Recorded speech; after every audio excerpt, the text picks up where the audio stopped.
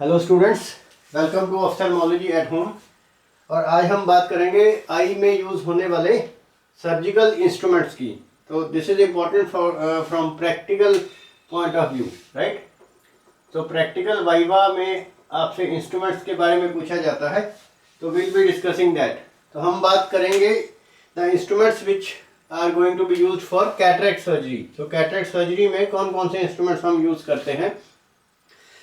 Well, I would want कि अगर आप सभी ने अब तक एटलीस्ट एक या दो कैटरेक्ट सर्जरी जो है ओटी में जाकर देखी हो, तो it would be very easy to understand कि कौन कौन से इंस्ट्रूमेंट्स हम कैटरेक्ट सर्जरी में यूज़ करते हैं। तो पहले हम देखेंगे कि कैटरेक्ट सर्जरी बेसिकली तीन तरह की है। तो सबसे मॉडर्न जो सर्जरी हम करते हैं that is called phacoemulsification या phaco, followed by small incision cataract surgery या SICS। और इससे पहले जो हम करते थे there was extra capsular cataract extraction, ECCE, extra capsular cataract extraction. तो अगर आप में से सभी ने ओटी में जाकर सर्जरी नहीं देखी है तो आई वुड से कि आप एटलीस्ट इसको, इन तीनों सर्जरीज को यूट्यूब पे एटलीस्ट एक एक दो बार ज़रूर देख लें, ताकि आपको बड़ी इजीली समझ आ जाए कि कौन कौन से इंस्ट्रूमेंट्स हम ये सर्जरीज में यूज़ करते हैं। तो सबसे पहले अगर हम बात करें फेको की, जो कि मोस्ट मॉडर्न और एडवांस्ड कैटरेक्ट सर्जरी है, तो ऑब्वियसली इसमें हमें इंस्ट्रूमेंट्स भी कम से कम यूज़ करने पड़ते हैं। तो will start with phaco, right. So phaco में हम कौन कौन से इंस्ट्रूमेंट्स यूज़ करते हैं। तो सबसे पहले आपने आई को क्लीन करना है, ड्रेप करना है।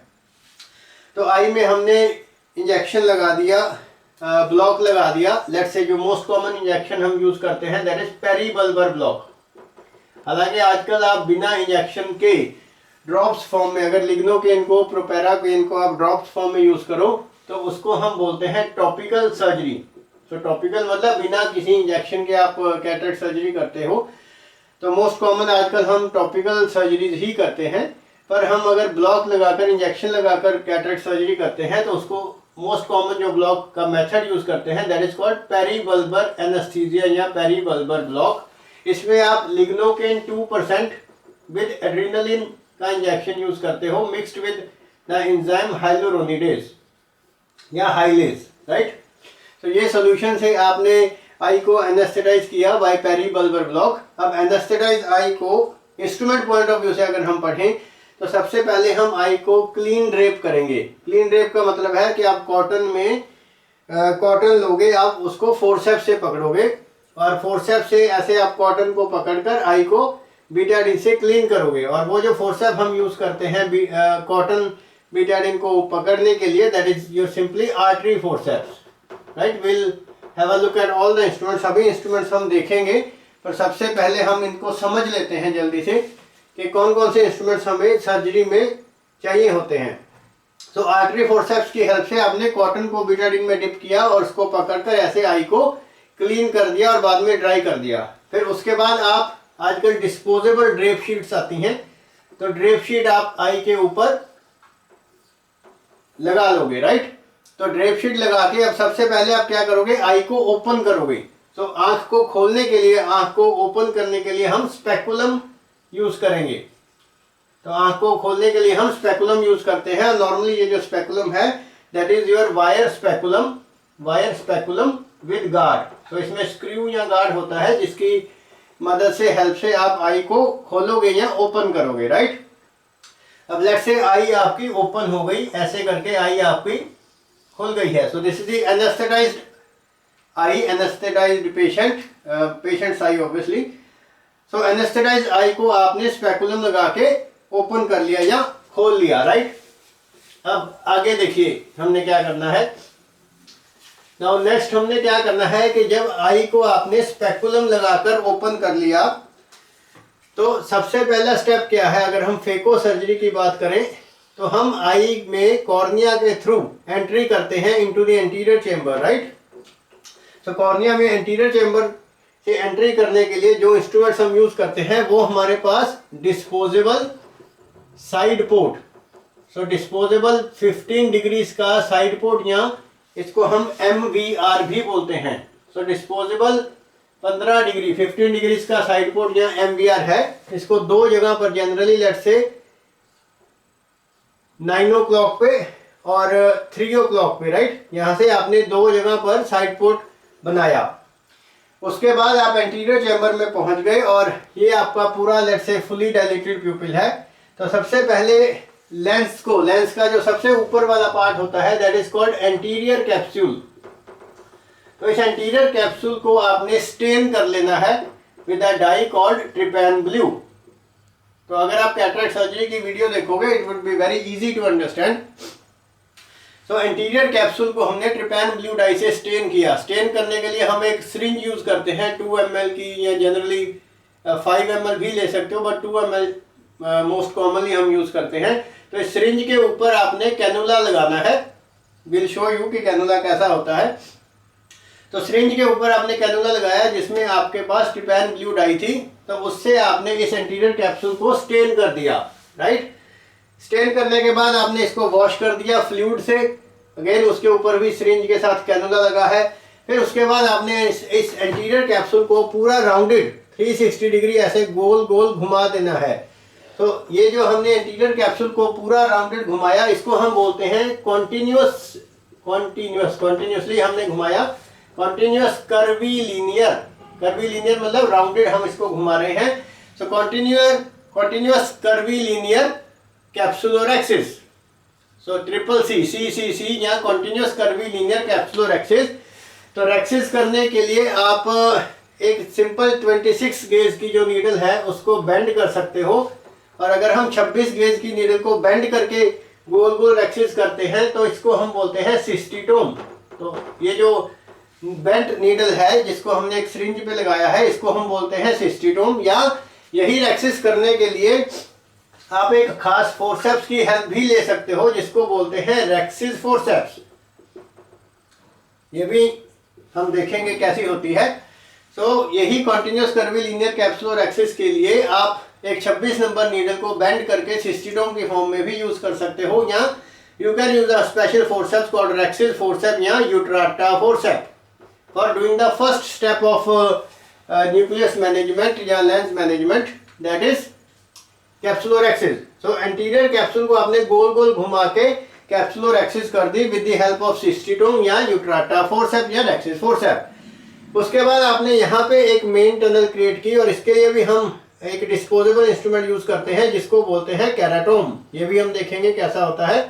तो जनरली 2.8 mm से हम इंसिजन करते हैं, 2.8 mm से हम फेको करते हैं। तो ये बन गया आपका केराटोम। सो रेक्सिस करने के बाद आप ये मेन टनल से, ये आपका साइड पोर्ट है, ये आपका मेन टनल है, मेन टनल से आप रेक्सिस करने के बाद फ्लूइड इंजेक्ट करोगे between the anterior capsule and the underlying cataract. तो ये जो फ्लूइड है आपका यहाँ से घूम के पूरे इस न्यूक्लियस को राउंड घुमाना शुरू कर देगा, राइट। तो it would be easy to rotate this nucleus after this procedure, जिसको हम बोलते हैं हाइड्रोडाइसेक्शन। तो हाइड्रोडाइसेक्शन का मतलब है कि आपने एंटीरियर कैप्सूल और रिमेनिंग जो कैटरैक्टस लेंस है उसके बीच में फ्लूइड इंजेक्ट किया। सो हाइड्रोडाइसेक्शन करके आपने उसके बाद में क्या करना है कि आप ये पूरे इंटीरियर चैम्बर में विस्को इलास्टिक सब्सटेंस इंजेक्ट करोगे, और विस्को इलास्टिक सब्सटेंस इंजेक्ट करके फिर अब आप अपने जो फेको हैंड पीस है, तो फेको का जो फेको मशीन है उसका एक हैंड पीस होता है। तो फेको हैंड पीस और फेको टिप से आप यही मेन पोर्ट से अंदर जाओगे और इस पूरे कैटरैक्टस न्यूक्लियस को आप ऐसे पीसीज में ब्रेक करके, जिसको हम बोलते हैं चॉप, तो ब्रेक करके या चॉप करके आप इस मशीन से इसको ईट अप करोगे या खा जाओगे। तो खाने को हम बोलते हैं इमल्सीफाई और इसको तोड़ने को हम बोलते हैं चॉप। तो ये चॉप करने का जो इंस्ट्रूमेंट है that is known as a chopper. ये चॉपर भी दो तरह का होता है। एक चॉपर है जिसकी एज एक जगह से शार्प है, शार्प, तो उसको हम बोलते हैं शार्प चॉपर या सिंपली चॉपर। और एक होता है ब्लंट। तो जो ब्लंट चॉपर है उसको हम सिंपली सिंस्की हुक या डायलर भी बोलते हैं। इसको भी हम देखेंगे कैसा होता है। तो फेको हैंड पीस या फेको टिप से आपने उस कैटरैक्टस न्यूक्लियस को पीसीज में डिवाइड करके, यानी कि चॉप करके खा लिया या इमल्सिफाई कर लिया, जो बाकी आपका रिमेनिंग कॉर्टेक्स है उसकी आपने इरिगेशन एस्पिरेशन कर दी, उसके लिए भी हमारे पास एक आईए प्रोब होता है फेको मशीन में। और जो बाकी आपका स्पेस बच गई along with your posterior capsule, उसमें आपने इंट्राओकुलर लेंस को इम्प्लांट कर दिया, राइट। सो ये ग्रॉस लेवल पे है कि फेको इमल्सिफिकेशन में हमारे पास कौन कौन से इंस्ट्रूमेंट्स यूज होते हैं। So these are the instruments जो हम जनरली यूज करते हैं इन फेको इमल्सिफिकेशन। अब अगर आप बात करो स्मॉल इंसिजन कैटरेक्ट सर्जरी की, स्मॉल इंसिजन कैटरेक्ट सर्जरी या SICS, अब इसमें हमने क्या करना है कि इसमें हमें एक स्क्लीरल टनल बनानी है, राइट। तो रफली मैं आपको इस पे समझा देता हूँ। सो लेट्स से ये आपका कॉर्निया है और ये आपका स्क्लेरा है। तो इस स्क्लेरा के ऊपर हमने टनल बनानी है। तो यहाँ पर हम स्क्लेरा पे एक टनल बनाएंगे अराउंड 6 mm की। तो वो टनल से हम एंट्री करके डाइसेक्शन करके then will be entering into the anterior chamber और तब हम अपनी सर्जरी कंप्लीट करेंगे। तब इसमें क्या है कि एक तो आपको ये स्क्लेरा को टनल बनाने के लिए तो कंजंक्टिवा को हम इसके ऊपर से एक कंजंक्टिवल फ्लैप बनाते हैं। तो कंजंक्टिवा को पकड़ने के लिए will be using a forceps called limbs forceps. Limbs forceps conjunctiva को यहाँ से फ्लैप बनाने के लिए, डाइसेक्ट करने के लिए will be using a scissor called corneoscleral scissor, called corneoscleral scissor. Well अगर आप इसकी सर्जरी देखेंगे तब आपको ये इंस्ट्रूमेंट समझने काफ़ी आसान हो जाएंगे। यहाँ पर पहला टनल बनाने के लिए जो इंसिजन देंगे उसके लिए हम simple Bard Parker knife use करेंगे, यानी कि BP knife with BP handle with knife, right. उस पर आप 15 नंबर का ब्लेड अटैच करोगे, ये भी हम देखेंगे कैसा है। And gradually you will be doing rest of the steps, right. अब स्मॉल इंसिजन कैटरेक्ट सर्जरी में हम आई को फिक्स करने के लिए यहाँ पर जो सुपीरियर रेक्टस मसल है उसको भी पहले पकड़ते हैं by a forceps called superior rectus forceps, superior rectus forceps. और इसमें जो हम सूचर पास करते हैं उसको बोलते हैं सुपीरियर रेक्टस ब्रिडल सूचर, उसको हम बोलते हैं superior rectus bridle suture, right.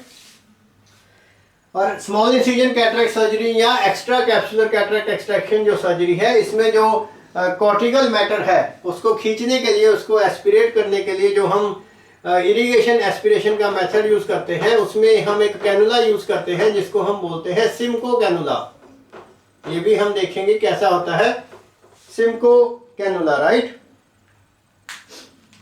So रफली these are the steps and we'll be now looking at all the instruments जो हम ये सारी सर्जरीज में यूज करते हैं। So just stay tuned, we'll be looking at the instruments in the second part.